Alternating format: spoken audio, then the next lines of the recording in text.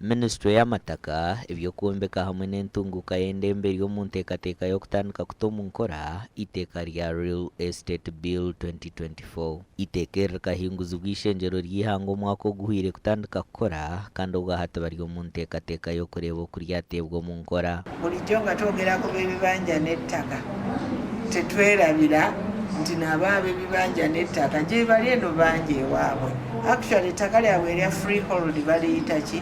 Lya mayiro. Kyekigambo nabo kye baalituuma. Very interesting debate. Ate nga ffe bali tugamba balina freehold naye bo balyeyitira lya mayiro. Bagambye nti eryo nabo liriko abasenze bangi, ab'ebibanja bangi, ate ng'osanga ng'ettaka lino abaaligula nabo babakuluusanya.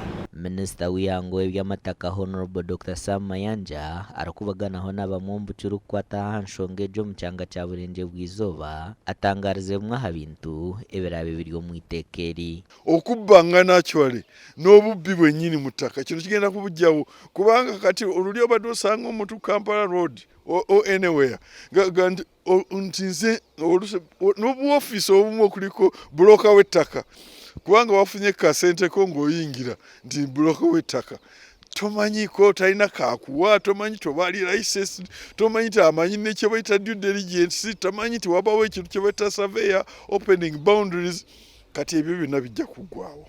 Buli omu weena omuntu weena omu Uganda omu ninga omunsi omura aguzira itaka ninga ashobora agurizibwa itaka namanya ekintu ekirikwetwa broker ninga agent ninga kayongereza kongo omurimo ogwo butuguru mutwena abantu barikwingana batyo tugwine mateeka gona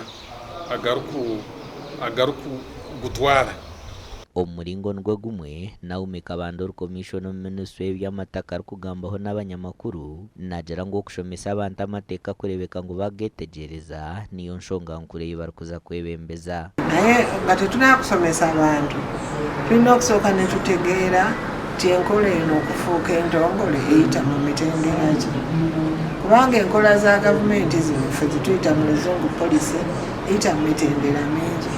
Omala okwebuuza ku bantu bano because tosobola kwebuuza ku buli muntu yenna naye tutera okukozesa radio, tukozesa TV, tukozesa WhatsApp, tukozesa Twitter, tukozesa ebintu ebyo negyo n'emikutu gye tulaba nga gisobola okukola ki kuyamba. Twagendako South Africa, tugende Kenya, India, tuzze tulaba ngeri ki gye tusobola okutereeza business eno eya real estate.